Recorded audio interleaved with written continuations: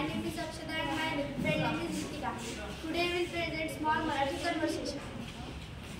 आजी हे बघ नदीतलं पाणी तर दिसतच नाही. हो, नदीत जलपर्णी उगवली आहे. जलपर्णी म्हणजे काय ग आजी? पाण्यात उगवणारी वनस्पती. ती पाण्यात का उगवते? पाणी अशुद्ध प्रदूषित झालं की उगवते. आजी आपल्यामुळे नदीचं पाणी प्रदूषित झालंय ना? हो, माणसाच्या वाईट सवयीमुळे नदीची हानी होत आहे.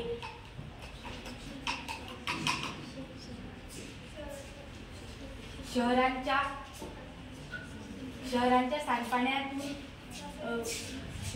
सांडपाण्यातून रासायनिक खतांचा वापर केल्यामुळे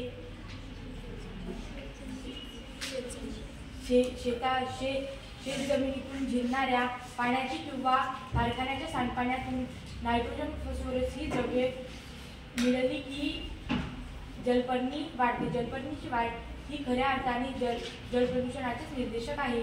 अरे रे, आता या जलपर्णीचं काय करायचं? पाणी दूषित होणार नाही याची काळजी घ्यायची. थँक्यू.